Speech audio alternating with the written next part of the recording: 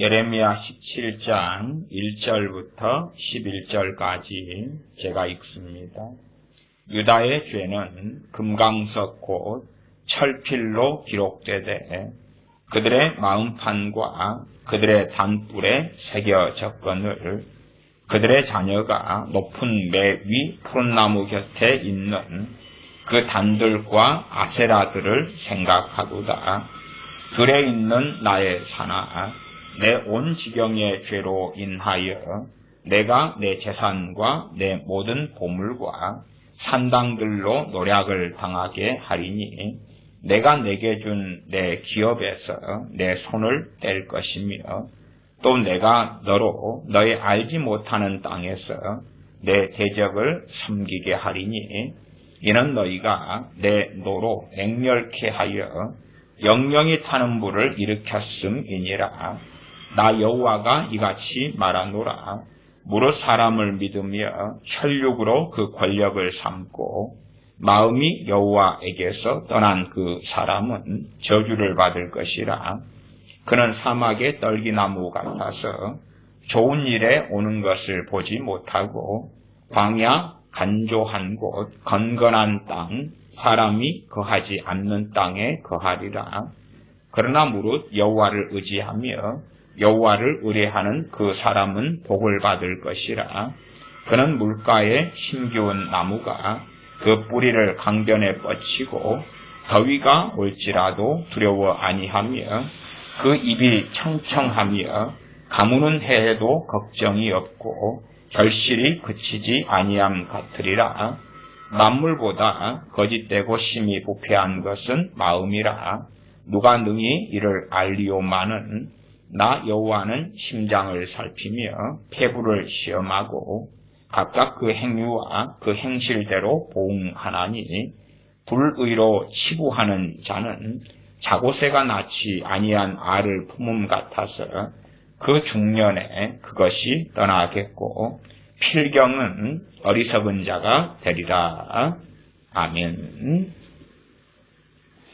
예레미야 17장 1절 말씀, 유다의 죄는 금강석 끝 철필로 기록되되, 금강석은 가장 단단한 그러한 우리가 잘 아시는 다이아몬드를 금강석이라 그럽니다. 그 금강석에 철필로 기록이 되었다. 가장 단단한 것에 기록하기도 어렵지만 기록된 것을 지우기도 얼마나 어렵습니다. 되게 오래전부터 내려왔던 그러한 왕들의 비석 같은 것은 쉽게 마모되거나 쉽게 지워지지 않는 그러한 암석을 사용합니다. 그것 이상으로 유다의 죄가 금강석으로 비유되는 그러한 다이아몬드의 철필로 기록이 되었다. 그러면서 설명이 나오는데 17장 1절 하반절입니다. 그들의 마음판과 그들의 단뿔에 새겨졌다라고 말씀합니다. 어느 금강석, 어느 다이아몬드에 죄가 새겨졌습니까? 할 때에 유다 사람들의 마음판에 그 죄가 새겨졌다. 다시 말하면 아주 악인이 되어서 돌이킬 수 없을 정도의 강파감과 악함을 가진 사람이 되었다 하는 이야기입니다. 저는 오랫동안 많은 설교를 통해서 사람의 변화가 쉽지 않고 간단하지 않으며 심지어는 주님을 영접하는 기도를 통해서 그렇게 사람이 쉽게 변하는 것도 아니고 또한 성령 충만이 온다 해서 사람의 변화가 그렇게 간단한 것도 아니다. 그렇게 쉽게 되는 문제가 아니다. 신사도 사람들이 주장하는 것처럼 대부흥이 오니까 자다가도 그냥 변화되고 어떤 사람들의 말처럼 주님을 만나면 변화된다. 그런 극단적 망상에 사로잡히면 안 된다고 말씀드려 왔습니다. 주님 만나면 변화된다면 주님께서 이 땅에 직접 친히 오셨을 때에 왜 주님을 직접 만난 사람들이 변화되지 않았는가 그 말입니다. 나아가서 하나님을 만나면 변화된다 그러면 구약 성경에 하나님을 만난 많은 사람들이 있습니다. 그들이 왜 변화되지 않았는가라고 물어야 하지 마땅한 것입니다. 어떠한 이야기, 어떠한 주장이 우리 귀에 달콤하고 아름답게 보여도 그것이 하나님의 말씀과 비추어서 맞는가를 봐야지. 달콤하고 좋게 보여서 이건 진리다, 이건 사실이야, 이것은 명확한 하나님의 말씀이야. 그렇다면 그 사람은 소경이 되어져 가는 것입니다.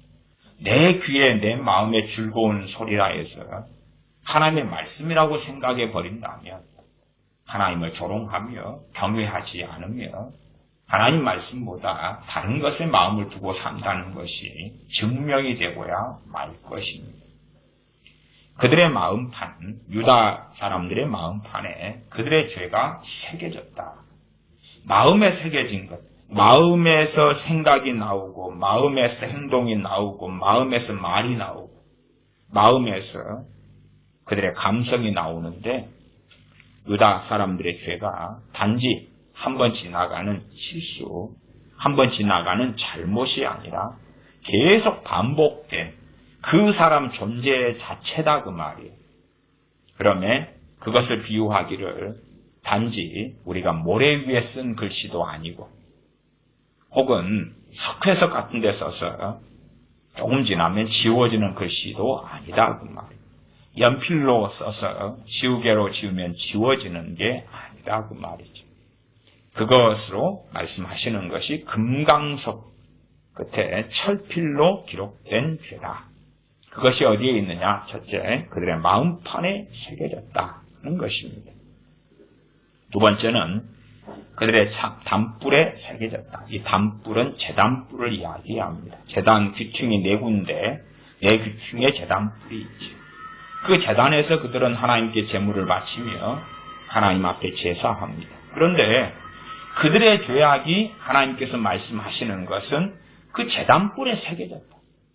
그러면 너희의 제사, 너희의 희생 제물, 너희의 하나님께 나와 기도하는 것이 얼마나 위선적이며 악한가 하는 것에 대한 하나님의 말씀으로 제단불에 새겨졌다고 말씀하고 마음판에 새겨졌다. 그 마음에 온갖 악을 가지고서 여호와의 이름으로 제사 지내고 여호와의 이름으로 맹세하고 기도하고 하는 그러한 완악함을 행하고 살아가는 거지. 문제는 그러한 것이 반복되고 익숙해질 때에 서로들 다 착각하게 되는 것입니다. 우리는 하나님을 잘 섬기고 있다, 잘 믿고 있다, 그렇게 쉽게 종교화되고 착각 속에 살아가게 되어집니다. 그래서 한국 교회만이 아니라 미국의 교회, 독일의 교회, 영국의 교회, 유럽의 교회들을 우리가 보아오지 않습니다.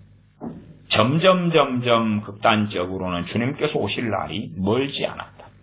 그렇게 말씀드릴 수밖에 없는 것은 참으로 하나님을 찾는 사람, 구하는 사람이 극소수가 되는 시대라는 것을 우리는 다 이해하고 압니다. 제 개인적으로도 과거에 신학대학원 다닐 때를 추억해보면 신학대학원에 다니는 학생들이 세개 학년에, 한 개 학년에 120명씩이어서 세개 학년에 주로 360명입니다. 함께 시간을 하고 또한 기숙사에 함께 지내면서 새벽 기도를 항상 함께하고 하기 때문에 어떤 사람이 최소한 외형적으로라도 기도하려고 애쓰고 성경을 묵상하려고 애쓰고 말씀을 알려고 애쓰는 사람이 있는가 하는 것은 드러납니다. 100% 다 알 수 없으나 표면적으로 드러나죠. 시간이 남으면 성경 보고 시간이 남으면 기도하고 밤 되면은 거기가 산 아래 산 중턱 가까운 데 있었거든요. 신학교가. 그러면 산속에 들어가 기도하거나 혹은 운동장에서 기도하거나 혹은 예배당에 가서 기도하거나 그런 사람들이 드러난다 그 말이에요. 아무리 은밀하게 하나님을 섬긴다 해도 생활 반경이 비슷하고 겹치는 데서야 다 숨길 수 없어요. 일주일 사이에 함께한 5일을 지내는데 어떻게 얼마나 숨기겠습니까? 문이 닫힌 강의실에서 기도할 수도 있고 그러나 숨기지 못하는 것이 사람들이 함께 놀 때, 즐겨할 때, 파티할 때에, 공차고 축구할 때에 혹은 함께 놀이를 할 때에 그때에 그 사람들이 없으면 어디 갔나? 그리고 나중에 드러나는 거지. 그렇게 따질 때에 제 그러한 신학대학원의 이야기가 1990년 후반의 이야기인데 실상 한 학년에 120명이라 그래도 최소한 겉보기에 기도와 말씀으로 살려고 기도와 말씀이 우선순위가 되고 하나님을 찾는 사람들은 한 학년에 120명, 3개 학년에 360명이다 보면 몇 명 안 되었습니다. 몇 명 안 되었습니다. 그들 대부분이 지금 한국교회 목사님들이 되었습니다. 하물며 시대가 그때 이후로 20년이 훌쩍 넘어간 이런 시대야 말해서 무엇하겠는가 그 말입니다. 그러나 서로의 얼굴이 똑같으면 함께 착각하고 함께 곡해하기는 너무 쉬운 것이고 그러한 일은 당연하게 유다 백성들에게 예루살렘 거민들에게 흔하게 일어났던 일이 되어집니다. 하나님께서는 정확하게 말씀하시며 선지자를 통해 말씀하셔도 과연 유다 사람들이 알아먹었겠는가? 부정했다는 것이 인정하지 않았다, 동의하지 않았다는 것입니다. 왜냐하면 이미 소경이 되어졌기 때문에 알 수가 없지요. 17장 2절입니다. 그들의 자녀가 높은 매 위 푸른 나무 곁에 있는 그 단들과 아세라들을 생각하도다. 그들의 자녀의 생각이 뭐냐? 높은 매, 그러면 언덕입니다. 언덕 위 푸른 나무 곁에 있는 그 단들, 제단들. 사실은 우상숭배의 문화 속에서는 우상숭배는 실상 회개가 없습니다. 여러분이 어느 집에 상향식을 할 때에 돼지머리를 놔두고 고사를 지낸다고 합시다. 거기에서는 함께 막걸리 마시고 그 돈으로 음식을 치킨을 사오거나 맥주를 사오고 즐기고 놀고 그렇지. 하나님께 드는 예배처럼 우리 자신을 살피고 회개하고 가슴을 치고 그런 게 어디 있습니까? 그러면 우리가 상상하는 것하고는 다릅니다.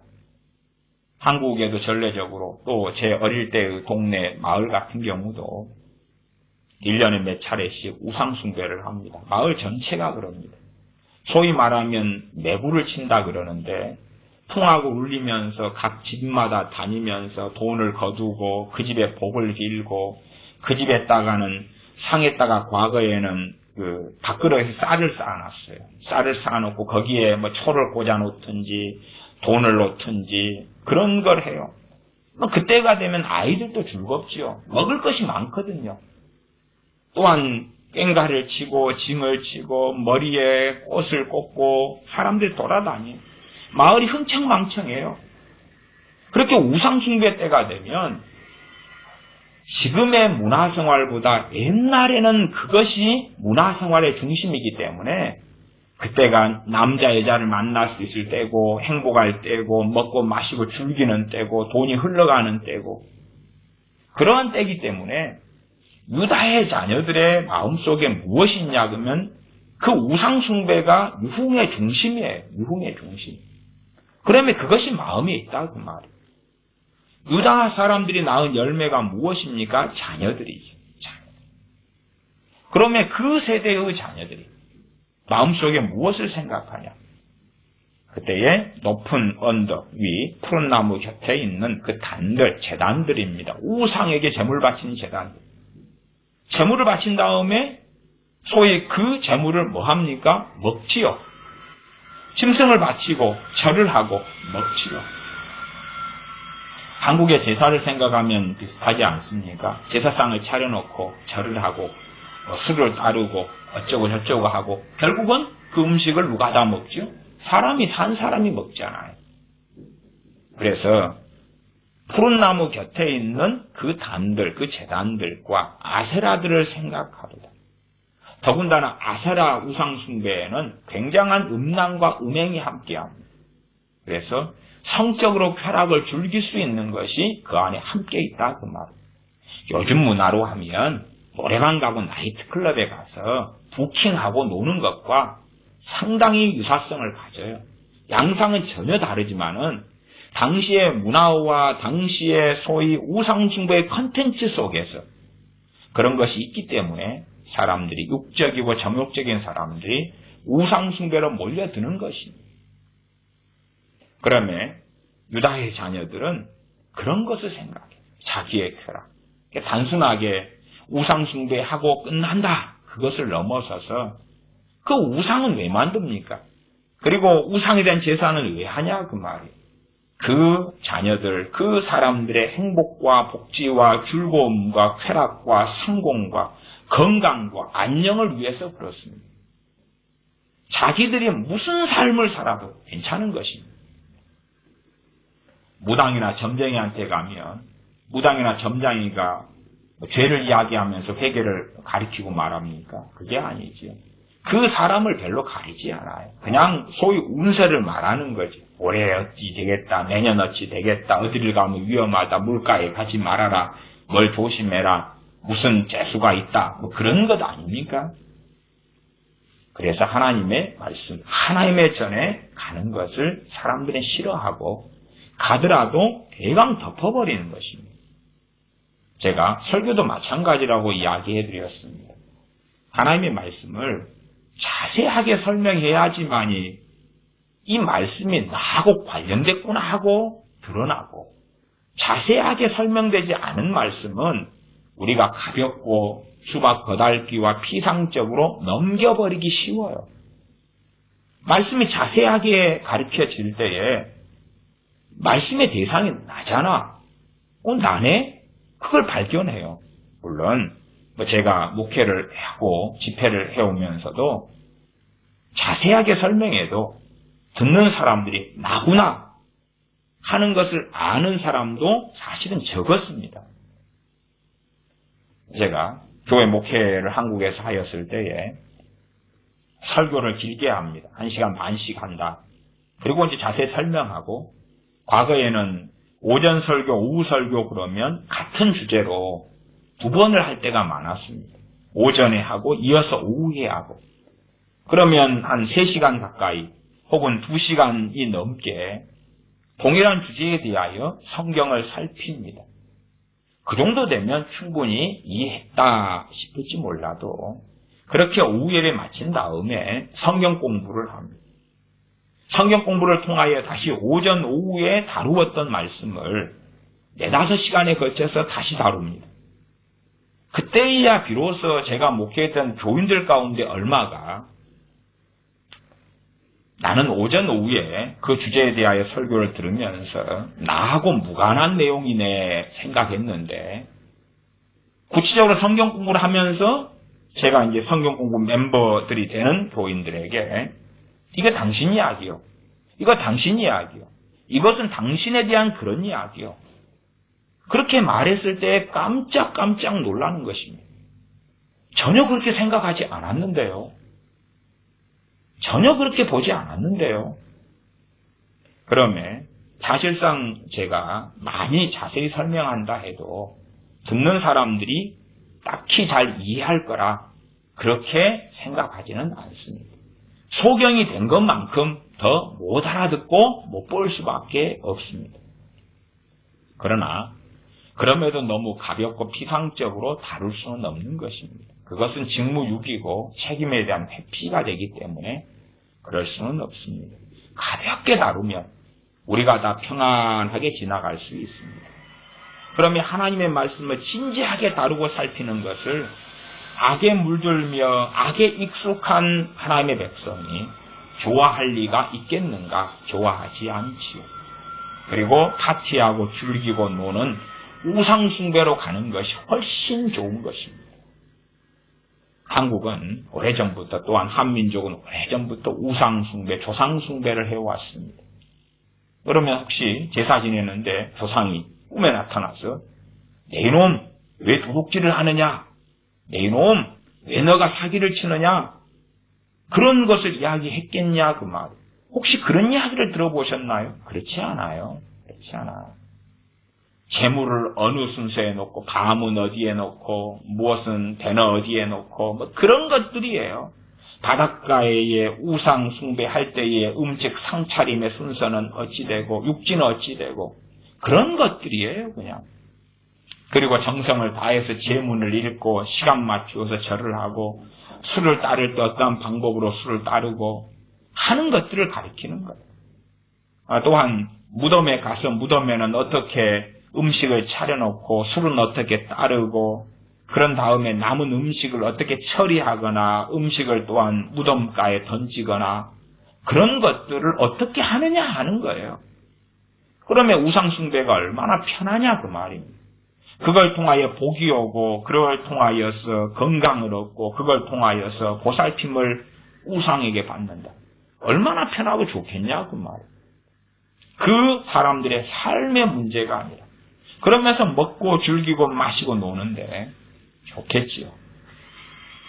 그러면 유다의 자녀들 한 걸음 나아가면 우리의 자녀들의 생각이 그런 데 있다 그 말이에요. 예배를 드리고 하나님을 섬긴다고 하지만 우리의 자녀들의 생각, 다시 말하면 한국 사람이다 그러면 거기에 자녀들이 우리들, 성인 세대인 우리들을 포함해서죠. 우리의 마음의 생각이 어디에 가 있냐 하는 것입니다. 어디에 가 있냐 할 때에 당시에 유다의 자녀들이 그 세대가 우상에 가 있고 하나님에게서 마음이 떠나 있었다 하는 것입니다. 마찬가지로 우리 세대에 대해서도 정확한 적용과 진단이 되고야 말 것입니다. 17장 3절입니다. 들에 있는 나의 산아 내 온 지경의 죄로 인하여 내가 너 재산과 너 모든 보물과 산당들로 노략을 당하게 하리니 4절 내가 내게 준 너 기업에서 내 손을 뗄 것이며 또 내가 너로 너의 알지 못하는 땅에서 내 대적을 섬기게 하리니 이는 너희가 내 노로 맹렬케 하여 영영이 타는 불을 일으켰음이니라. 너가 지금까지 재산을 잘 모아왔지, 심지어 내 보물들을 쌓아왔지, 금반지를 만들고 또한 귀금속을 만들고 나아가서 산당들로 노략을 당한다 하는 것이 3절 끝에머리에 산당들의 좋은 것을 소위 말하면 자기가 잘되게 하려고 산당들의 좋은 물건들을 비싼 돈 들여서 제물로 바쳐왔을 거라 그 말. 꼭 우리식으로 하면 절에 아주 돈 들인 불상이 있다 그 말이에요. 또한 제사 지내는 비싼 제기들이 있고 그런 것들이 노략당하게 될 것이다. 나아가 너에게 내가 준 기업들에서 내 손을 뗄 것이다. 나아가 내가 너로 너의 알지 못하는 땅에서 내 대적을 섬기게 하리라. 포로 잡혀가는 것이 행복이 아니라 죽는 것, 어떤 사람들이 칼에 죽고 기근에 죽고 연병에 죽을 때에 살아남은 사람들이 볼 때는 어차피 이 세상에서 죽었고 없기 때문에 산 사람의 몫이 되겠지. 우리에게 기다리는 건 무엇일까? 참극을 보는 것입니다. 내 가족이, 부모가, 형제가, 물론 죽은 사람들도 영원한 지옥 속에 들어가고야 말았습니다. 그러나 이 땅에서 일단 살아있는 사람의 몫이니까 이 땅에서는 나에게 기다리는 건 뭘까? 내 자식이 죽는 것, 내 부모, 형제가 죽는 것을 보고 나는 겨우 살아남았는데 하나님께서 나는 불쌍히 여기실까? 그게 아니라 17장 4절에 내가 너로 너의 알지 못하는 땅에서 내 대적을 섬기게 하려. 너의 원수지. 그 갈대아 족속이 와가지고 내 부모를 죽였고 내 자식을 죽였고 내 아내를 끌고 가서 능욕했고 자기의 첩으로 삼았고 그런데 나는 그의 노예가 되어서 죽을 때까지 그를 섬기다가 죽는다 그 말. 내 자식들을 죽인 그 사람을 섬기고 내 부모를 죽인 그 사람을 섬긴다 그 말이에요. 이것이 하나님의 진노고 분노인데 4절 하반절에 보면 이는 너희가 내 노로 맹렬케 하여 영영이 타는 불을 일으켰음이니라. 영영이 타는 불, 영원히 불타오르는 하나님의 분노를 일으켰기 때문에 너희가 포로로 끌려가서 거기에서 평안하고 좋고 잘 되는 게 아니라 너희의 원수를 섬기고 너희의 자식을 죽이고 부모를 죽이고 이웃 형제를 죽이고 그들을 너희가 섬기는 그들의 발을 씻어주고 그들을 위하여 나무를 하고 그들을 위하여 농사를 짓고 그들을 위하여 짐승을 키우고 바로 그것이 하나님의 맹렬한 분노이며 하나님께서 꺼지지 않는 타는 불로 그 분노가 나타나는 것이라고 말씀하시는 것입니다. 비슷한 말씀을 15장에서 우리가 살펴보았습니다. 15장 13절, 14절 말씀이 되지요. 15장 13절, 14절. 제가 13절에 그러나 시작했는데 히브리어상으로는 그러나가 없는 것이 문맥상 맞고 그러나를 이렇게 X표 치시면 좋겠다 말씀드렸습니다. 13절 그래서 그러나가 빠지고 그리고 12절은 누가 능히 철 곧 북방의 철과 놋을 꺾으리요 할 때에 북방의 철과 놋 그러니까 첫 번째 의미는 갈대아 족속이 되고 12절을 11절로 붙일 때에 선지자가 될 수도 있다 그랬습니다. 그것은 선지자가 될 수 있다는 것은 15장 20절에 대한 말씀과 에레미야 1장 18, 19절의 말씀 너로 견고한 놋성벽이 되게 하겠다 하는 것과 관련 지을 수 있다 말씀드렸고 15장 12, 13, 14절을 함께 붙여서 북방의 철과 놋 그러면 너희들이 무슨 수단을 써도 바벨론과 싸워 이길 수 없다. 그리고 너희들에게는 13절, 14절이 난다. 에레미야 15장입니다. 15장 13, 14절 제가 읽습니다. 내 모든 죄로 인하여 내 사경의 모든 재산과 보물로 값없이 탈취를 당하게 할 것이며 너로 내 대적과 함께 너가 알지 못하는 땅에 이르게 하리니 이는 나의 맹렬한 진노의 맹렬한 불이 너희를 사리려 함이니라. 언제까지 사릅니까? 다 태워질 때까지. 태워질 때까지. 그리고 이 비극은 최소한은 포로로 끌려간 사람들의 그 당대에는 다 이루어진 것입니다. 말하자면 최소한 그 포로로 끌려가 살아남아서 포로로 끌려간 사람들의 당대에 그들은 비참하게 노예 생활하다가 죽었고 아니면 기껏해야 포로로 끌려갔는데 바벨론에 데리고 와서 거기서 칼로 쳐 죽였습니다. 그래서 우리가 생각할 때에 그 포로로 끌려간 그 사람들의 삶에 평안이 있을 것이다가 아니었다는 것은 꼭 기억하셔야 됩니다. 하나님의 영령이 타는 불을 일으켰기 때문에 그 불이 계속하여 너희들에게 불타오르고 있다.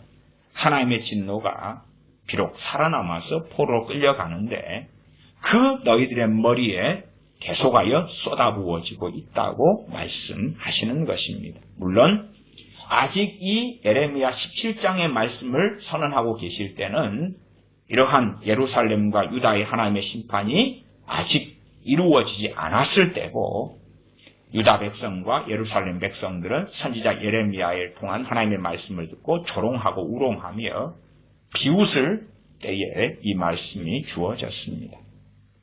17장 5절입니다. 나 여호와가 이같이 말하노라. 사람을 믿으며 혈육으로 그 권력을 삼고 혈육으로 그 권력을 삼는다는 것이 약간은 좀 번역상에 미흡함이 있다. 이렇게 말씀드리겠습니다. 혈육 그러면 육체입니다. 육체. 그리고 권력보다는 힘으로 했을 때 좀 더 깔끔한 번역이 된다. 저는 개인적으로 그렇게 생각합니다. 그래서 요즘 번역 성경도 그런 식으로 좀 잘 번역했다 싶습니다. 혈육으로 그 권력을 삼는다. 그러면 육체를 자기 힘으로 삼는다. 그 말입니다. 물론 이제 혈육으로 그 권력을 삼는다는 것이 훨씬 더 많은 걸 포괄하는 그런 내용이 될 수 있겠습니다. 그러나 오해도 일으킬 수 있어요. 오해. 권력이란 단어가 되니까 오해가 될 수 있어요. 최소한은 혈육으로 그 권력을 삼는다는 것이 첫 번째의 의미와 해당하는 것은 자기 자신입니다. 자신. 자기의 육체를 믿는다. 그 말입니다. 육체 안에, 혈육 안에, 육체 안에 뭐가 있습니까? 당연하게 나란 사람이 가지고 있는 배경도 포함되고 재산도 포함되고 IQ, 지식, 지혜도 포함되고 외모도 포함되고 내가 가진 스펙, 내가 가진 대학 졸업장, 내가 가진 학위, 내가 가진 자격증, 나의 능력 다 포함되는 이야기입니다.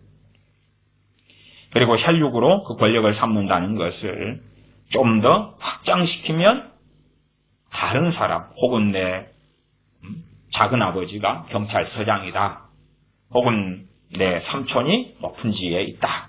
이용하는 것이 될 수 있는데 그것까지 보기는 어려운 것이 그 앞에 구절에 사람을 믿으며가 있기 때문에 사람을 믿으며 사람을 믿으며 안에가 충분히 들어가 있다 이렇게 이해하실 수 있다 그 말입니다. 혹은 이제 계속하여 성경에 쓰여지는 방법이 반복을 통한 그러한 강조용법을 쓰기 때문에 그런 관점도 볼 수 있습니다. 사람을 믿으면은 주로 외부적인 사람, 나 외유, 가족이든 친구든 그렇게 이해하시면 좋겠고 혈육으로 그 권력을 삼는다는 것은 그걸 포함할 수 있는데 기본적으로 자기 자신을 믿는 것. 자기 자신을 믿으니까 자기 판단, 자기 감정, 자기 정서, 자기 욕망, 그리고 자기 실력. 심지어는 어리석은 사람들은 별로 대단한 영성이나 믿음도 없고 실력도 없는데 마치 한국에 상당히 많은 민노총에 속한 노동자들이 내가 하는 일보다 더 많은 돈을 지금 현재 내가 받는 돈보다 내 일이 훨씬 더 가치 있는 일을 하고 있기 때문에 지금보다 더 많은 돈을 회사는 지급해야 된다고 믿고 주장하지 않습니까? 자기가 생각하는 것 이상 진짜 실제보다 훨씬 더 자존망대해야 합니다. 우리의 자녀들도 마찬가지입니다. 자녀들도 자기들이 대한민국에 태어나 누리는 것은 말로 할 수 없는 복과 은혜인데 마치 자기들은 그러한 은혜를 누릴 사람이고 또한 더 많이 누릴 사람인데 덜 누리고 있다고 생각하고 있는 것입니다. 그러면 반만년 역사 가운데 한민족, 그중에 대한민국에 사는 한민족에게 하나님께서 기적적으로 부와 물질과 복지를 주셨는데 그러한 것을 당연한 듯이 알고 나아가서 그것도 부족하다고 외치고 부르짖는 이 세대에게 과연 하나님께서 어떻게 하실까를 생각해 보아야 할 것입니다. 어떻게 하실까? 과연 하나님의 은혜로 얻게 된 대한민국의 부, 복지, 성공에 대하여 하나님께서 그래도 부족하다고 울부짖는 국민들에게 과연 거두실까 거두시지 않을까? 저는 믿습니다. 거두실 거라고.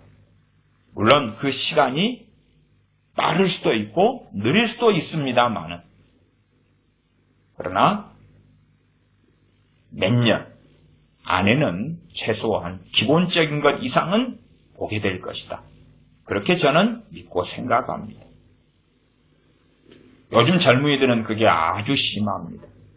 그래도 노년층 같은 경우는 가난했던 시대를 살았고 땀을 흘렸고 새마을 운동을 일으켰고 자기 손으로 일하고 지붕을 개량하고 하수도를 정비하고 도로 만드는 데 함께하고 그래서 얼마나 빈곤했던 나라가 이렇게 됐는지 이 한강의 기적이 일어났는지를 경험한 세대이기 때문에 어리석음이 조금이나마 덜합니다만 그러한 가난을 보지 못했던 세대는 마치 영원 전부터 혹은 한민족이 생겼을 때부터 잘 먹고 잘 살았다고 그리고 자기는 존재 자체상 떵떵거리고 금수저가 돼야 되고 대접받아야 되고 대우받아야 되고 어마어마한 부가 있어야 되고 그러한 인정을 받아야 되는 사람들인 양 착각하고 생각할 때에 하나님께서 이제 이 젊은 세대들이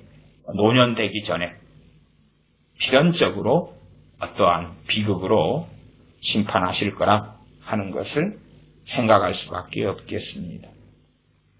5절로 다시 갑니다. 나 여호와가 이같이 말하노라. 무릇 사람을 믿으며 크리스천인데 하나님을 의지함보다 사람을 의지하는 사람이다. 하나님의 백성인데 하나님을 의지하는 게 아니라 사람을 의지한다. 사람을 의지하는 사람은 알겠지요. 어느 문제가 있고 어려움이 있을 때에 사람에게 도움을 먼저 구하는 것이 선이 되는 것입니다. 사람에게 도움을 구하더라도 어려움이 생길 때에 하나님께 먼저 엎드리게 되고 엎드리면서 하나님께서 지혜를 주시고 어떤 모사를 떠오르게 하셔서 사람에게 도움을 구한다. 그런 것은 당연한 일이겠지요. 그러나 문제가 생기고 어려움이 생겼을 때에 누가 나를 돕지? 누가 나를 도울 수 있을까? 어떤 사람에게 도움을 구할까? 그렇게 한다면 그 사람은 문의는 크리스천인데 마음은 하나님께 먼 사람을 믿는 사람으로 판정나고 말 것입니다. 성경은 사람을 믿으라 그렇게 말씀하지 않습니다. 사람을 믿으라. 사람을 믿는 게 아니라 하나님을 믿는 것이고 사람은 항상 가변적인 존재입니다. 사람을 믿는다는 것은 사람이 진리의 자리에 들어가 있다는 이야기인데 어떻게 사람을 믿습니까? 오히려 예레미야서에서는 친구나 이웃이라고 다 믿지 말라는 말씀이 나와 있습니다. 무릇 사람을 믿으며 혈육으로 그 권력을 삼고 육체를 자기의 힘으로 삼는다. 혈육, 육체를 그 권력으로 삼고 자기의 외모. 또 우리 한국 사람 같으면은 동남아시아 사람에 대한 우월감이 있잖아요. 마찬가지입니다. 너희들 베트남 사람, 라오스 사람, 미개한 사람이네. 우리는 이 자랑스러운 한민족이야. 그리고 대한민국 사람이야. 우리는 잘난 사람들이거든. 그러한 것, 그런 사람들이 하나님 앞에 설 수 있느냐? 잘못된 자리에 있다. 나아가 이런 사람들에 대하여 마음이 여호와에게서 떠난 그 사람은 저주를 받을 것이라. 마음이 여호와에게서 떠났다라고 말씀하는 거예요. 마음이 여호와께로부터 떠났다는 설명이 앞에 있는 두 가지입니다. 사람을 믿는 사람, 혈육으로 그 권력을 삼는 사람, 육체로 자기의 권력, 힘을 삼는 사람, 자기 외모를 자랑하고 자기 학식을 자랑하고 자기의 뭔가를 자랑하는, 그리고 그것을 통해서 자신이 인정받으며 존중받으며 잘나가며 영광을 추구하는 그러한 사람. 세상 사람, 하나님이 없는 사람이야 그렇게 살고 그들의 종국은 뻔합니다. 문제는 예수를 믿습니다, 하나님을 믿습니다 하는 사람이 이 양상으로 살아간다면 하나님께서 보실 때에 그는 마음에서 여호와를 떠난 사람이라고 보신다고 말해요. 자기는 안 떠났다. 우리 자녀들 같은 경우도 어릴 때는 부모를 의지할 수밖에 없지 않습니까? 그러나 나이가 들어가면서 참된 신앙과 믿음이 생기면 부모보다도 하나님을 의지해야 되는 것입니다. 부모보다도. 그 자녀가 10대 중반이라 그래도 부모보다도 하나님을 의지해야 돼요. 그러나 가짜 신앙이고 지푸라기 신앙이라면 무슨 일이 생기면 아빠, 엄마를 찾지. 아빠, 엄마를 찾아. 하나님을 찾고 구하는 게 아니다 그 말. 그러면 겉으로는 내 자녀가 예수님 믿고 있어, 크리스찬이여 할지 몰라도 마음이 여호와에게서 떠난 그 사람입니다. 사람을 믿는다니, 사람을 믿어. 주로 가정에서도 남편은 아내를 믿고 아내는 남편을 믿지 않습니까? 그러나 이 믿는다는 것 자체가 좋은 거라고 생각하는데 실상은 남편이 아내를 믿고 아내가 남편을 믿는다. 그러나 이 믿음의 대상, 의지의 대상이 하나님이신데 하나님보다 더하다 그 말이지. 더하다 그 말. 우리가 아무리 남편과 아내를 믿어도 사람이란 그런 믿음의 대상이 되지는 않습니다. 함께 가는 동반자예요, 동반자. 그리고 사실상 믿는 것만큼 실망을 볼 때에도 훨씬 많습니다. 믿음의 대상보다는 사랑의 대상이 맞겠지. 사랑의 대상. 그러나 하나님보다 사람을 믿는다. 그러면 세상 사람은 믿어주니까 얼마나 좋겠어요. 믿어주니까. 자, 나 믿어? 돈 좀 5천만 원만 빌려줘. 그래, 당신 믿어? 5천만 원 빌려줄게.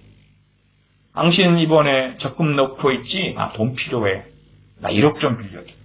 적금 넣고 있는 거 2천만 원밖에 없는데? 그러면 8천만 원 빚내서 빌려줘. 아들이 시골에 사는 노모에게 엄마, 아들 믿지? 지금 사업 3번째 말아먹었고 빚밖에 없어서 엄마한테 왔어. 엄마 땅 그 100평 맷대기 있는 거 있지? 그거 팔아서 아들 믿어줘. 아들 믿어줘. 이번 사업은 정말 성공할 거야. 그런데 사업 3번 말아먹고 돈이 없네. 엄마, 나 믿지? 그 땅 100평 그거 팔아서 나한테 줘. 내가 성공해서 300평, 500평 땅 장만해 줄게, 엄마. 그리고 엄마는 그래, 아들 믿어. 작은 100평 밭농사 지어서 생계유지 거의 조금 하던 노모가 100평 팔아서 줬죠. 엄마 돈 부족해. 엄마 그 집 그거 팔면 얼마 나와? 산다는 사람이 있어서 한 1,500만 원 받을 것 같아. 그거 팔고 저기 동구밖에 월세방 있지 시골에? 엄마 그리 들어가. 엄마 아들 믿지? 믿어줘. 엄마가 안 믿으면 누가 믿을 거야? 정말 어리석은 시대에 어리석은 삶을 많이 삽니다.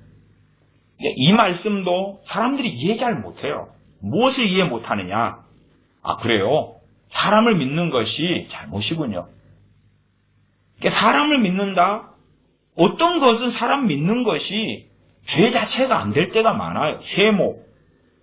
그러나 지금 첫째 비교의 대상은 하나님이에요. 하나님이에요. 그리고 혈육으로 자기 권력을 삼는다. 자기 힘을 삼는다. 아니 우리가 외모가 좀 되니까 외모를 이용해 먹고 내 스펙이 되고 학벌이 되니까 사용하고 이용해 먹고 내가 운동한다 뭐 운동에 재능이 있으니까 자부심을 느끼고 그런 것이 뭐가 잘못이냐? 이것이 무슨 대단한 죄냐?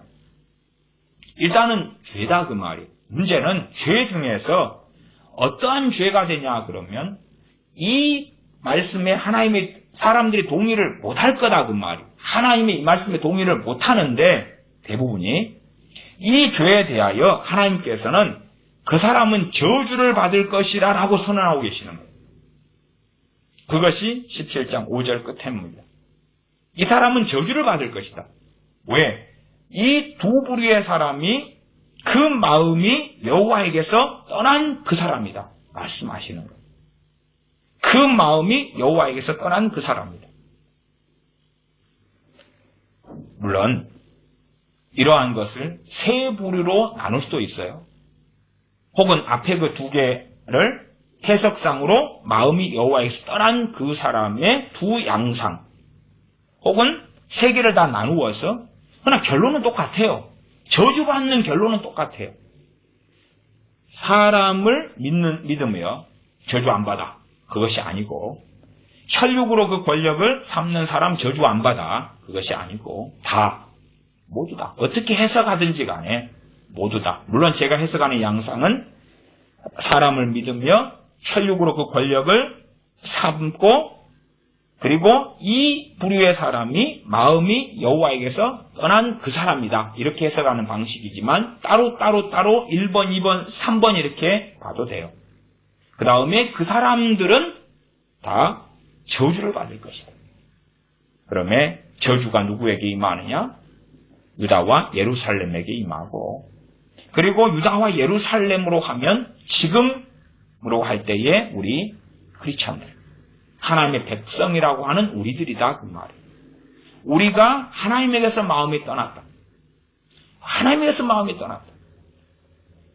하나님에게서 마음이 떠나면 가장 기본적으로는 우리의 삶 속에 기도와 말씀은 사라집니다. 그리고 썬데이 크리스천처럼 예배 드리는 잠깐의 마지못하는 시간에 앉아있을 뿐이에요. 거기에서 찬양 좀 하고 설교 좀 듣고 믿는 척하고 있는 거예요. 믿는 척하고 있어요. 그러나 우리 일상사에서는 기도와 말씀이 없어요. 나아가서 일상사에서 퀴티 같은 걸 통해서 기도와 말씀 있는 척 할 수도 있어요. 있는 척. 그러나 우리의 보통의 생활과 삶에서 기도할 마음이 없고 하나님을 찾은 마음이 없고 말씀을 사모함이 없다. 그러면 우리의 마음은 하나님에게서 떠났다. 그 말이에요. 떠났다.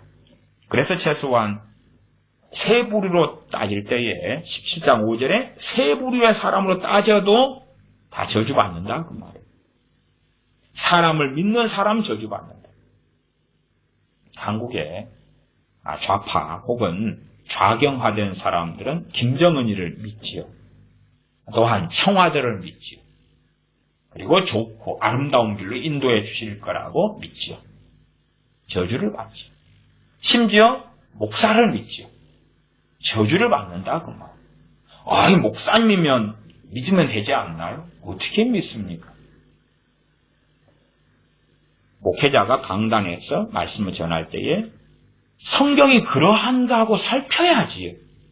목사니까 믿는다? 어떻게 믿어요?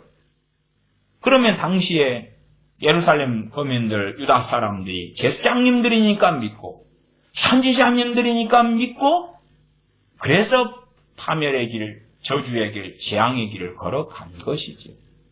목사니까 믿는다? 말이 안 되죠. 어떻게 믿어요?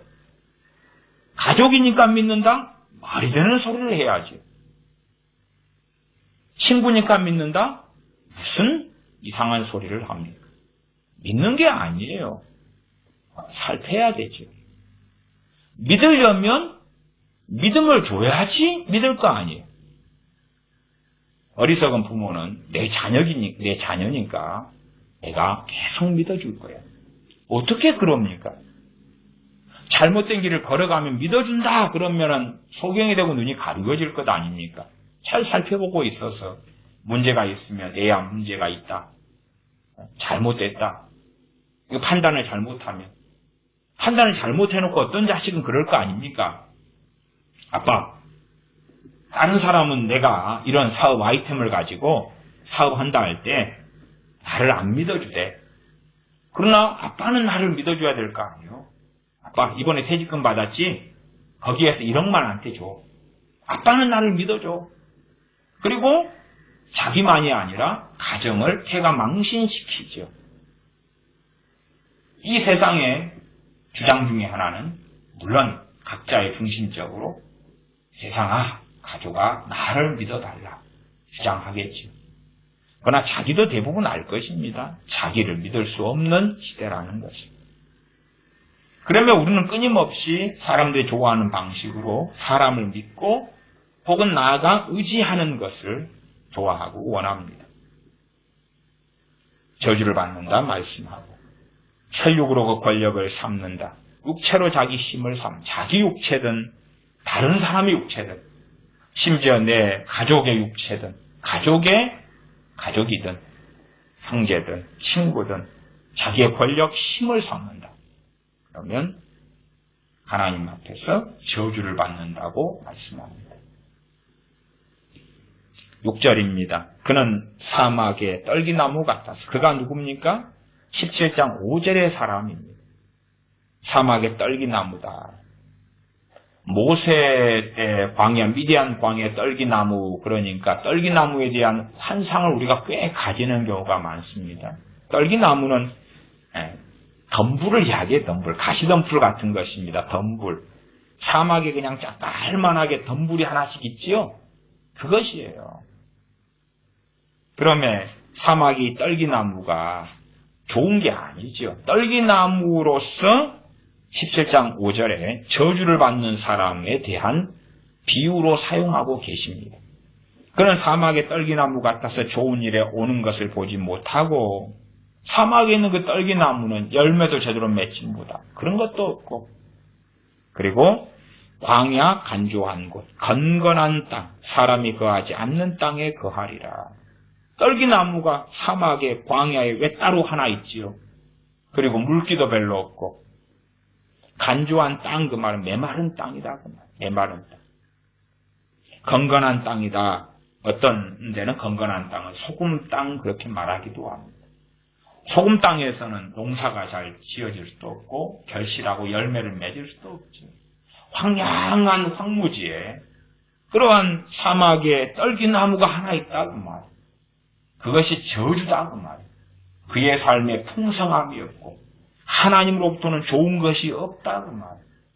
그러면 광야에 있는 사막 황무지에 있는 떨기나무, 덤불, 가시덤불 거기에 있는 작은 그냥 제 어릴 때 산에 가면 땡깔나무 이런 거 있는데 차라리 땡깔나무가 나은 것이 그런 것처럼 광야 한적한 곳에 좋은 감람나무도 아니고 이 덤불로 떨기나무가 있다고 말이에요. 그런 것이 저주받는 이 삶에 대하여 하나님께서 사람들이 알고 있는 걸 통하여 보여주시는 것입니다. 반면 17장 7절에는 그러나 무릇 여호와를 의지하여 여호와를 의뢰하는 그 사람은 복을 받을 것이라. 어떤 사람이 여호와 하나님을 의지하는 사람이냐 그렇지 않는 사람이냐 하는 사실 확연한 차이는 평안할 때냐 고난의 때냐 하는 걸 보아도 알 수가 있습니다. 하나님을 의지하지 않는 사람은 물론 크리스천 이야기입니다. 하나님의 백성 이야기입니다. 보통 때는 하나님을 의지하지 않습니다. 언제요? 평안할 때, 별 문제가 없을 때 의지하지 않습니다. 왜냐하면 자기 지혜로, 자기 힘으로 별 문제 없이 잘 살고 잘 먹고 있거든요. 그러나 자기 힘으로 해결할 수 없는 문제를 만났습니다. 그때에 하나님을 의지하고 의뢰한다고 주여라고 외칩니다. 그러나 그런 사람들 가운데 다수에게 기도의 영으로 성령님께서 도와주시지 않습니다. 기도하려 해도 기도가 잘 안 되죠. 한숨만 나오고 한탄만 나오고 가슴만 답답할 때가 많다 그 말이에요. 왜냐하면 그 사람은 자신은 믿기를 나는 썬데이 크리스천이고 예배를 좀 드리고 하지만 나아가 나는 하나님을 의지하고 믿는 사람이다 주장하지만 실제로 아니기 때문에 그렇습니다. 정말 하나님을 의지하고 의뢰하고 믿는 사람이면 평안할 때 평상시에 하나님을 의지하고 있습니다. 평상시에 평안할 때 아무 문제 없을 때 그래서 고난이 찾아올 때에 그럴 때에 하나님을 의지하지 않던 사람들은 고난이 찾아올 때에 사실은 거기에서 회개하고 돌이키는 사람은 다른 행동과 모습을 보입니다. 무슨 말인고 아니 자기가 평안한 시기를 보낼 때에 마음이 하나님에게서 떠나 있었다는 것을 알고 회개를 먼저 합니다. 가슴을 치고 자숙을 하며 회개를 먼저 합니다. 그러나 당당한 사람 하나님께서 깨로서 마음이 떠나 있었으나 그렇지 않다고 느끼는 당당한 사람 고난 문제가 닥쳤을 때 그것을 해결해 달라고 먼저 기도합니다. 그것을 해결해 달라고 힘들다고 빨리 그것부터 치워달라고 그럽니다. 그리고 자기가 하나님을 떠난 것은 발견하지 않습니다. 깨닫지 않습니다. 평안할 때에 나름대로 하나님을 잘 섬겼다고 합니다. 그렇게 주장하고 말하지요. 그러면 고난의 때가 되어져서 어떻게 하면 고난을 빨리 해결하냐. 감당하지 못할 문제가 생겨서 이 문제를 어떻게 빨리 해결하냐에 관심을 가집니다. 그러면 실상 여호와를 의지하며 여호와를 의뢰하는 그 사람은 복을 받을 것이라. 이 말씀에서 사실은 이와 정반대되는 실제로 17장 5절 6절에 해당되는 사람이 7절의 사람이라고 착각하는 일이 빈번하게 벌어지는 것을 봅니다. 실제로 하나님께서 보실 때에 여호와를 의지하며 여호와를 의뢰하는 사람이 아니라 사람을 믿으며 혈육을 의지하는 사람, 혈육으로 권세를 삼는 사람들이 나는 하나님을 의지합니다. 하나님을 의뢰합니다. 그러면 복이 어디 있습니까? 나 복 받을 줄 믿습니다. 할 때가 참 많습니다. 17장 8절입니다. 그는 이 복 받는 사람들이죠. 여호와를 의지하며 여호와를 의뢰하는 그 사람이죠. 그는 물가에 심기운 나무가 그 뿌리를 강변에 뻗치고 더위가 올지라도 두려워 아니하며 그 입이 청청하며 가무는 해도 걱정이 없고 결실이 그치지 아니함 같으리라. 지금 하나님을 의지하며 하나님을 의뢰하는 사람에게 고난이 없다고 말하지 않습니다. 고난이 지금 두 개가 나왔습니다. 17장 8절에 보면 더위가 올지라도, 더위가 오지요. 더위가 와요. 고난이 옵니다. 두 번째는 가무는 해, 가뭄이 옵니다. 가뭄이 오고 더위가 오고 가뭄이 와요. 그러면 고난이 왔을 때에 우리의 믿음의 현주소가 드러납니다. 내가 정말 하나님을 의지하고 의리하는 사람인지 아시지 않습니까? 신약에 와서 오순절에 성령 강림하셨습니다. 그러면 성령님의 역사와 도우심이 있을 때가 언제겠습니까? 평안의 때겠습니까? 아니면 고난의 때겠습니까? 물론 평안의 때나 고난의 때나 다 성령님의 도우심은 필요합니다만은 그럼에도 정말 필요할 때는 고난의 때입니다. 고난의 때. 그러나 고난이 닥쳐왔을 때에 평안의 때에는 성령의 임재가 있는 것 같아요.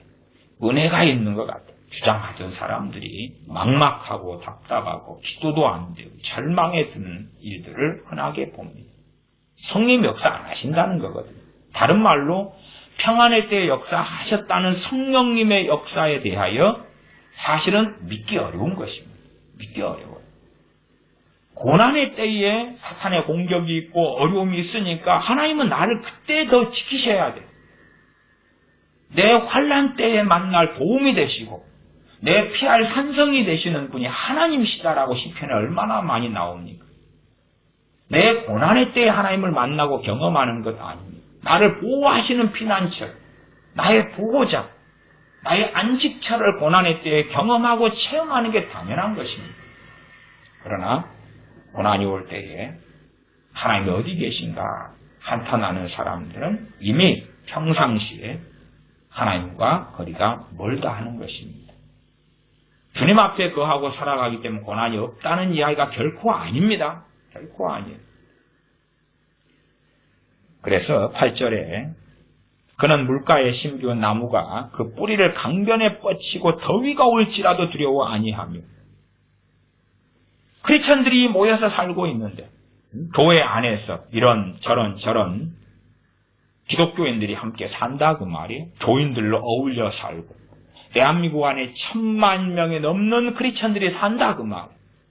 그런데 고난이 오니까 정말 하나님을 의지하고 의뢰했던 깨어있는 크리스천들은 두려워하지 않는다 그 말. 성령님이 역사하시며 기도를 도우시며 하나님을 찾게 하시며 찬양하게 하시며 은혜를 주시는 하나님을 누린다고 말. 두려워 안 해요.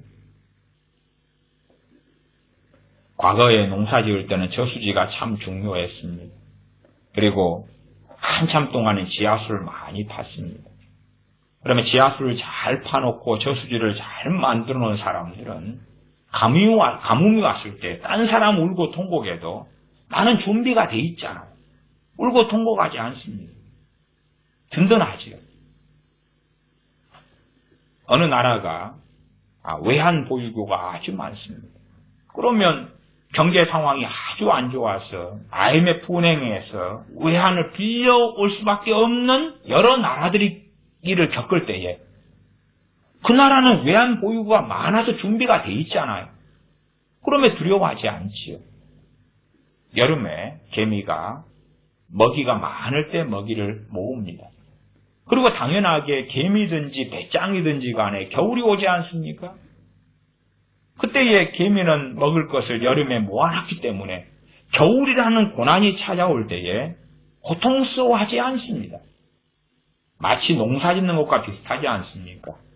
풍성한 수확을 가을에 거두었으면 겨울에 농사 지을 수 없을 때에 그때에 평안하게 집에 있으면서 쌓아놨던 고구마 구워 먹고 쪄 먹고 그리고 농사 지은 걸로 밥에 먹고 그렇게 겨울을 보내고 봄이 되어서 씨앗을 다시 뿌리며 농사를 짓습니다.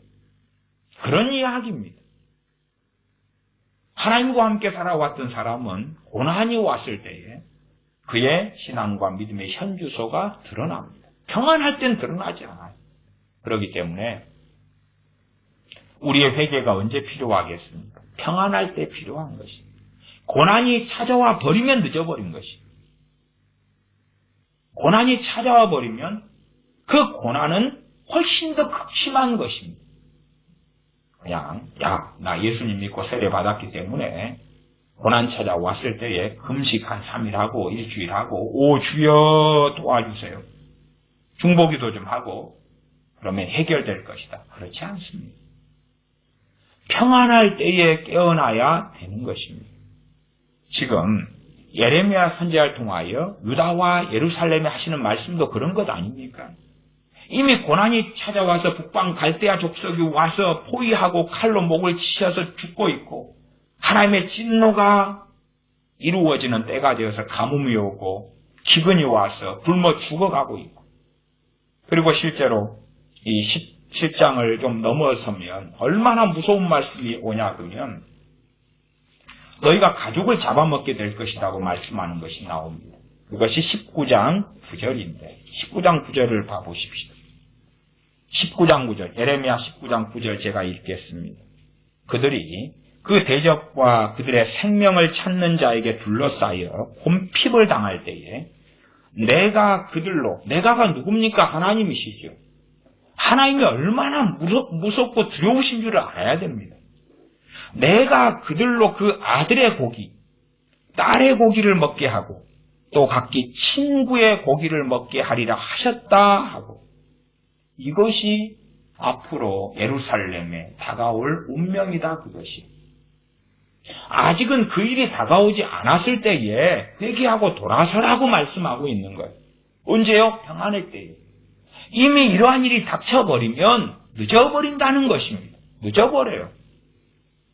대한민국도 평안의 때에 크리스천들이 회개해야지 국가적으로 고난의 때로 완전히 들어가 버렸을 때는 늦습니다. 그때는 늦어요.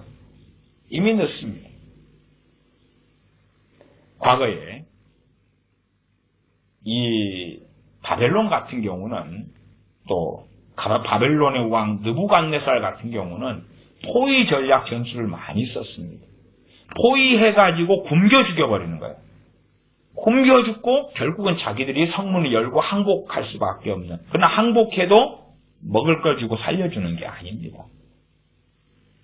느부갓네살이 했던 것 중에 하나는 이 두로성, 아주 강력하고 융성한 두로성을 포위했는데 두로성을 몇 년을 포위해서 굶겨 죽여버리냐고 11년을 포위합니다. 마찬가지로 예루살렘 성도 588년에 공격해서 포위를 시작하고 그리고 586년까지 포위, 만 2년을 포위합니다. 그 가운데 벌어지는 일이에요. 그렇게 포위해버려요. 함락을 시킬 능력이 없느냐? 있어요. 있어요. 그렇게 간단하게 너희들 끝장내지 않겠다는 것이에요. 물론 공격하고 함락시키면 자기들 군인들도 죽어나가고 하겠지요. 그런 것보다 더 간단하게 일단은 포위하고 그리고 너희들 굶겨 죽여버릴게. 너희들에게 무슨 일이 벌어지는 줄 아냐? 그러니까 2년을 포위해요. 이때 588년부터 586년까지. 그 일이 19장 9절에 벌어져요. 물론 나중에 예루살렘이 AD 70년에 티도 장군에 의하여 포위되고 그리고 함락당하죠. 그때도 비슷한 일이 벌어집니다. 나중에 예루살렘, 신약시대의 예루살렘, AD 66년에 예루살렘, 유다와 예루살렘이 반란을 로마에 대하여 일으킵니다. 로마에 대해서 66년, AD 66년에 반란을 일으키니까 그때에 그래도 다행스럽게 기독교인들은 거기를 떠납니다. 다수가 떠났어요. 기독교인들 다수가 떠났어요. 그러면 기독교인들은 피난하고 그 예루살렘을 등지고 유다를 등지고 떠났습니다. 그러면 상당히 다양한 일이죠. 그게 역사적 기록으로 남아 있습니다. 그리고 이제 66년에 포위했다가 반란 일으켰다가 로마가 와서 68년에 포위를 합니다. 예루살렘 성을. 포위를 해요. 그때 예루살렘 성을 포위했던 그런 사람이 로마의 티투스 장군의 아버지입니다. 아버지. 그 아버지가 포위했는데 그가 로마의 황제가 됩니다. 그러니까 로마 황제가 되었다 하는 걸 듣고 로마 황제의 위를 받으려고 포위했다가 돌아갑니다. 로마로. 그래서 잠깐 풀어놔요. 그때에 이제 일반인들 가운데 도망갈 사람들이 도망갈 얼마의 기회가 주어집니다. 그리고 그 로마 황제가 된 그 사람의 아들이 티투스인데 그 다음 다시 아들이 옵니다. 그리고 포위하고 굶겨 죽이면서 공격해서 끝장을 내버립니다. 이것이 왜 하나님으로부터 벌어지는 일이냐 할 때에 하나님께서는 굶겨 죽이는 그 가장 무서운 일을 계속 반복하여서 그의 백성들을 심판하실 때 해오셨기 때문에 그렇습니다. 하나님께서 얼마나 두려우신 분인가. 단지 총알 맞고 총 맞고 간단하게 오히려 소돔성과 고무라성이 그나마 덜 비참했던 것입니다. 불과 유황이 쏟아져서 순식간에 죽어나갔을 때가 그나마 덜 비참했던 것이에요. 내 속으로 낳은 딸과 아들을 굶어 죽으니까 그 살을 먹어야 됩니다. 아니면 고의로 죽여가지고 먹는 거예요. 죽여가지고. 더군다나 내 자식 가운데 꼴보기 싫은 놈이 있으면 죽여서 먹기가 좋겠지. 그 일이 지금 그 다음에 하나님께로부터 선고되고 있지 않습니다. 하나님에 대한 낭만을 가진 사람들이 많아요. 낭만을. 회개는 언제 하는 것이냐? 평안의 때 하는 것입니다. 고난이 찾아오고 환란이 찾아와 버리면 대부분은 늦습니다. 대부분 늦어요. 대부분이라는 게 최소 10중 8구 이상이 늦는다고 말. 10중 8구는 10명 중에 8, 9명이 늦어요. 지금 발등에 불이 떨어졌는데 마음을 돌이키고 회개하고 엎드리고 그런 여유나 시간이 있겠냐 그 말이에요. 없어요. 어떻게 있어요? 온통 마음이 외부에서 오는 고통과 환란의 비참함 속에 울부짖고 있는데 여유롭게 말씀을 상고하면서 회개하면서 엎드리면서가 아니라 그냥 회개하는 신용을 하는 거예요. 어쩔 수 없어 강압으로. 내가 회개하는 신용을 해야지 하나님이 그나마 들어주지 않을까? 신용인 거지 진실이 될 수 없죠. 말하자면 엎드려 절받기 이상의 문제일 뿐이다 그 말이에요. 그래서 하나님께서 중심을 감찰하실 때는 회개가 아니다 그 말.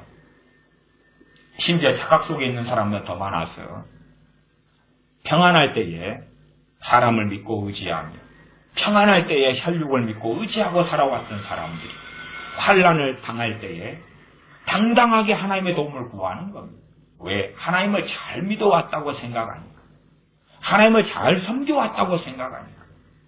그러나 그런 사람들은 썬데이 크리스천으로 평상시에 하나님이 없어요. 그의 삶에. 그의 직업과 직장과 가정사에. 그의 대인관계 속에 하나님이 없다. 그 말. 그가 시간이 남으면 엎드리고 기도하고 하나님을 찾는 것, 그건 마음이 없어요. 마음이 없어요. 그런데 자신은 하나님을 잘 섬기고 있다고 착각하는 거다. 그 말이. 사실 우리의 자녀들 같은 경우도 하나님을 제대로 믿지도 않으면서 잘 섬기고 있다고 착각하는 일은 아주 많고 심지어는 평안의 때에 살아갈 때는 하나님을 섬기고 믿는 것이 부모 때문에 어쩔 수 없지만 그 결박을 내가 더 나이가 먹고 성인이 되고 독립하면 끊어버리겠다. 그 결박을 끊어버리겠다는 우리의 자녀들은 정말로 많습니다. 아주 많아요. 굉장히 많습니다. 왜요? 그 자녀들의 친구들이 다 세상 사람 아닙니까? 물론 내 자녀들도 품 안에 있을 때는 기독교인처럼 보이나 이미 세상 사람이 되어버린 일은 아주 많습니다. 17장 8절 다시 봅니다. 그는 물가에 심기운 나무가 그 뿌리를 강변에 뻗치고 더위가 올지라도 두려워 아니하며 환란이 같이 오고 고난이 같이 온다 그 말이에요. 그러나 준비되었어요. 준비되었어요. 언제 준비되었습니까? 평안의 날에 준비가 되었다 그 말이에요. 평안의 날에 그 뿌리가 강변에 뻗쳐서 준비가 되었어요. 강변에 뻗친 것이 하나님 안에 뿌리를 내렸다 그 말이죠. 두려워 아니하며 중간 그 입이 청청하며 가무는 해도 걱정이 없고 결실이 그치지 아니함 같으리라. 고난의 때 환난의 때 끄떡없다. 그때에도 열매를 맺는다 그 말입니다.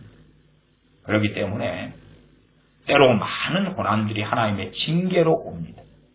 물론 국가적인 고난까지 가버리고 국가적인 환난까지 가버리면 하나님의 심판이 선고됐을 가능성도 아주 크게 됩니다. 그러나 이제 국가는 평안하고 우리 개인이 고난 속에 들었다. 그러면 하나님께서 회복시키시려고 회개를 요구하시는 고난이 됩니다. 그러면 그때에는 문제에 눈을 돌리기보다는 하나님께 눈을 돌려야 됩니다. 17장 9절입니다. 만물보다 거짓되고 심히 부패한 것은 마음이라. 누가 능히 이를 알리오마는. 만물보다 거짓되고 심히 부패한 것이 마음이기 때문에 당사자인 자기도 자기의 마음을 다 모르고 오해하고 착각하는 것이죠. 내가 내 마음이 하나님께로부터 떠났는데도 떠나지 않았다고 찰떡같이 믿고 있는 것입니다. 그래서 하나님께서는 누가 능히 이를 알리오마는이라고 하십니다. 자기도 몰라. 너희는 스스로 속이지 말라. 스스로 자기 자신을 속여요. 어떤 남편들은 자기 아내에 대하여 참 못된 짓을 많이 하는 남편들 가운데서도 자기는 아내를 정말 나같이 사랑하는 사람이 없다고 큰 소리치는 사람도 있어요. 술자리에서도 그런 사람이 있더라고요. 자기같이 아내를 사랑하는 사람이 없다고. 그런데 알고 보면 전혀 그렇지 않아요. 문제는 그 객관성은 자기 아내하고 자기 자식들은 알고 있는데 자기는 모르는 거예요. 자기는 정말 아내를 사랑하고 있다고 생각하는 거예요. 그리고 주기적으로 사고를 치는 거죠. 사랑하고 있다. 말하자면 자기가 아내에게 미안해가지고 몇 번의 선물이나 결혼기념일 챙기는 것이나 이런 것을 술자리에 가면 자랑을 계속해요. 그리고 자기 마음을 속여요. 왜냐하면 부패했기 때문에. 마음이 부패했다는 것은 썩어버렸다. 심히 부패했다. 썩어버렸다. 우리가 고등어를 먹고 고등어 머리 같은 것은 잘라가지고 버리잖아요. 생선 내장도 버리잖아요. 조금 있다가 부패하고 썩어버리고 시궁창처럼 썩어버립니다. 그것이 마음이라는 거예요. 만물보다 꽃, 나무, 식물, 바위, 돌, 새, 짐승보다 더 거짓되고 심히 부패한 것은 마음이다. 그러면 사람들은 심지어 자기 자신의 마음이라도 자기도 속고 또한 속아 넘어가고 모를 수 있는 겁니다. 있으나 17장 10절에 나 여호와는 심장을 살피며 폐부를 시험하고 각각 그 행위와 그 행실대로 보응하나니. 심장과 폐부는 마음에 대한 비유로서 신체적으로 우리가 심장, 폐부 하면서 보일 수 있도록 반복해서 하시는 강조용법입니다. 마음을 상징하는 걸로 실제적인 우리의 심장과 폐부를 사용하였습니다. 그래서 하나님께서는 우리 마음을 살피시며 마음을 시험하는 분이다 그 말입니다. 무엇을 통해 시험하시겠습니까? 우리의 진심을 확인하고 알아볼 수 있을 때는 고난의 때이기 때문에 고난을 통하여 자주 시험하십니다. 아브라함에게 독자 이삭이 있었습니다. 하나님께서 뭘 말씀하십니까? 너 독자 이삭을 모리아산에 데려가서 번제로 바쳐라 라고 말씀하시죠. 왜냐하면 우리 마음을 하나님은 아시는데 그럼에도 불구하고 우리는 끊임없이 변명하려 하니까 너 뱃속에 있는 것을 이러한 시험을 통해서 너도 변명할 수 없도록 보여주겠다 하시는 거죠. 물론 하나님께서 시험하셔도 우리는 하나님의 시험에 지나간 줄도 모르고 이 땅에서 우리가 잘못된 마음을 가진지도 모르고 나중에 모든 꺼풀이 벗겨졌을 때가 언제겠습니까? 우리가 심판대 앞에 섰을 때입니다. 그때에 명확하게 우리의 인생 가운데 하나님께서 우리의 심장을 살피시고 폐부를 시험하실 때를 보여주실 거라 저는 그렇게 믿고 생각합니다. 폐부를 시험하고 각각 그 행위와 그 행실대로 보응하나니 유다 백성들, 예루살렘 백성들이 과연 딸들과 아들들의 살을 먹었을 때에 그들은 어떻게 생각했겠습니까? 우리가 한 것보다 하나님 과하지 않습니까? 그렇게 생각하지 않았겠나요? 아니면 여호와의 이름으로 구합니다. 어떻게 이런 참극이 벌어집니까? 하나님 우리를 버리셨나이까? 우리는 하나님을 잘 섬겨왔습니다. 나름대로. 그런데 어떻게 이런 비극이 벌어집니까? 하나님 너무 멀리 계십니다. 가까이 계시기 때문에 그러한 일이 벌어졌던 것이지요. 그러면 하나님으로부터 그 행위와 행실대로 보응하시는 하나님을 만날 때에 우리는 오히려 불평하고 원망하고 저항하고 대적하고 불신앙하고 할 때가 너무나 많습니다. 11절입니다. 불의로 치부하는 자는 자고새가 낳지 아니한 알을 품음 같아서 그 중년에 그것이 떠나겠고 필경은 어리석은 자가 되리라. 자고새는 자기가 낳지 아니한 알을 품게 된다. 그런 이야기를 합니다. 그것처럼 그러나 자고새가 품은 그 알이 자기 알이 아니기 때문에 부화한 다음에는 자고새를 떠나는 거지. 자고새 이야기를 드는 것은 11절 앞에 불의로 치부한다. 치부는 뭐냐 그러면 불의 못된 짓으로 치부, 부자가 부를 얻는 사람이다 그 말. 못된 짓으로 돈 버는 사람이다 그 말입니다. 불의로 치부하는 그 사람은 자고새가 낳지 아니한 알을 품는 것 같다.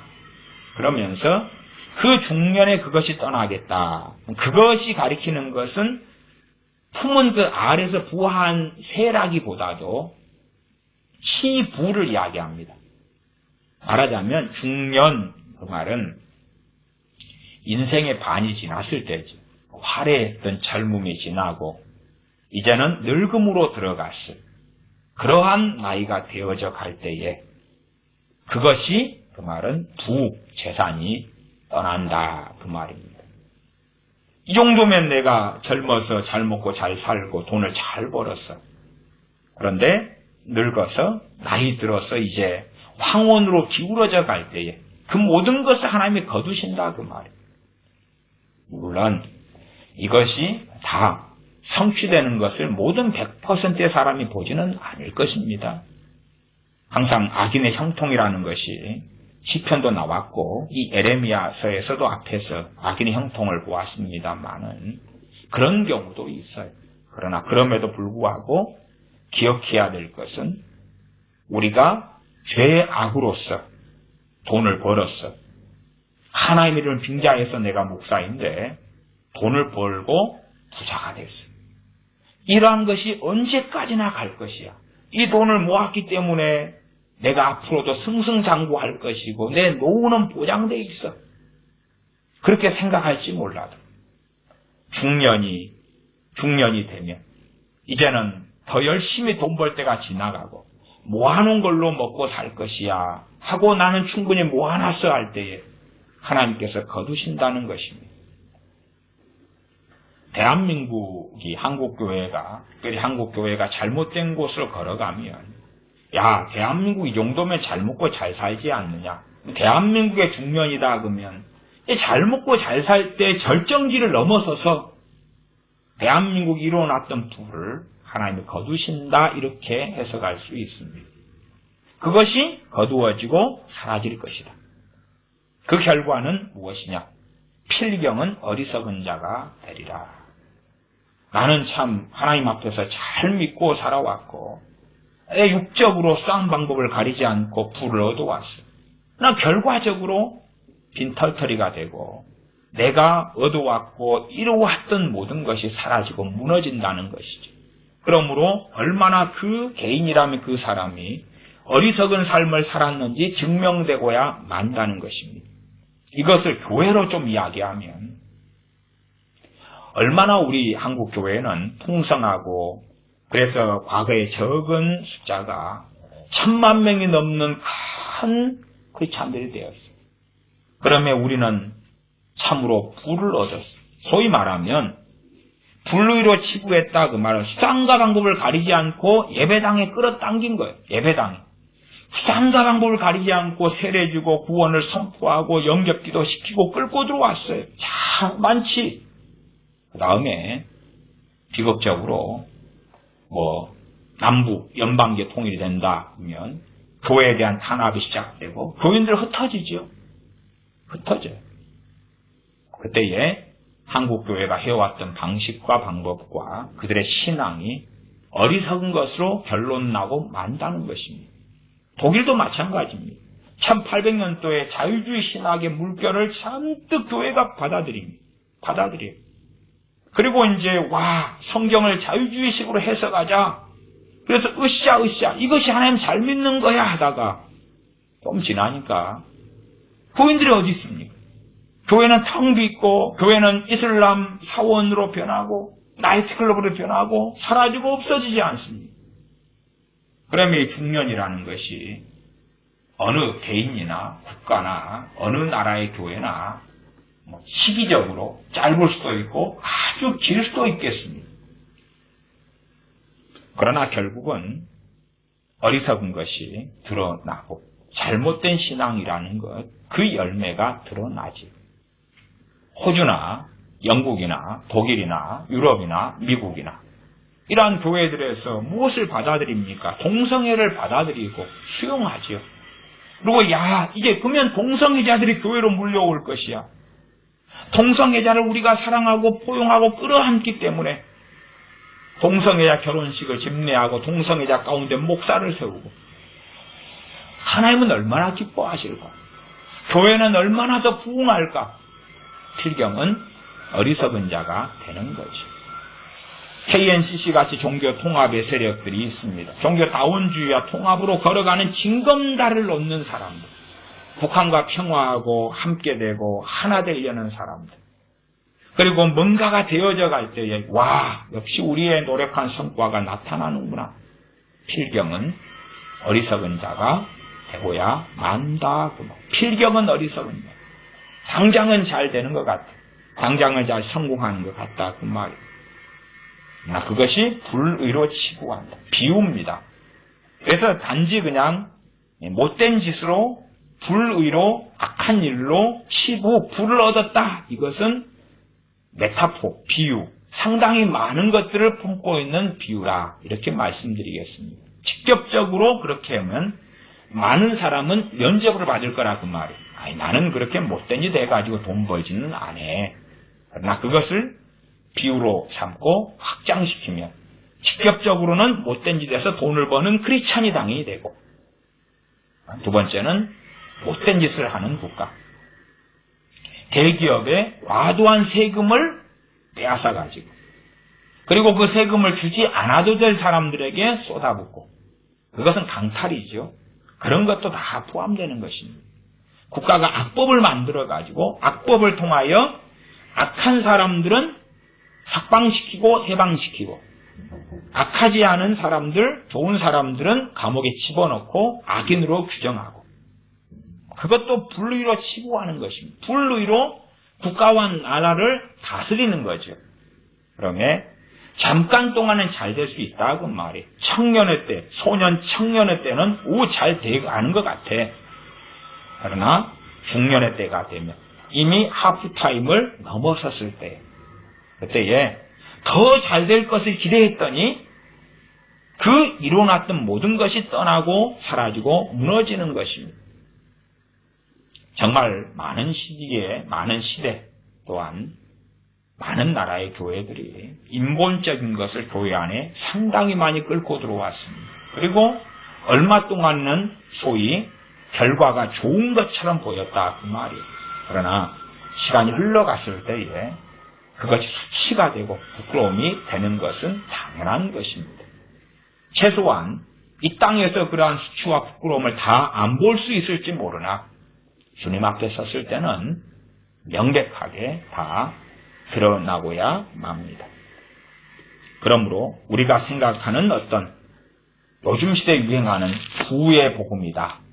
부의 복음이다. 부, 돈, 성공, 부의 복음이다. 그리고 우리가 황홀경에 취할지 몰라도 주님 앞에 섰을 때에 내가 주님을 사랑하는 사람이 아니라 돈을 사랑하는 사람으로 발견된다는 것을 기억해야 할 것입니다. 기도하겠습니다. 아버지 하나님, 우리는 돈을 사랑하면서 우리의 마음이 부패해져 가면서 우리의 심장과 폐부를 살피며 시험하시는 하나님 앞에서 우리는 우리의 마음을 속이며 우리 자신을 믿으며 우리 자신의 신앙과 믿음이 좋다고 착각하는 망상 속에 쉽게 들어갑니다.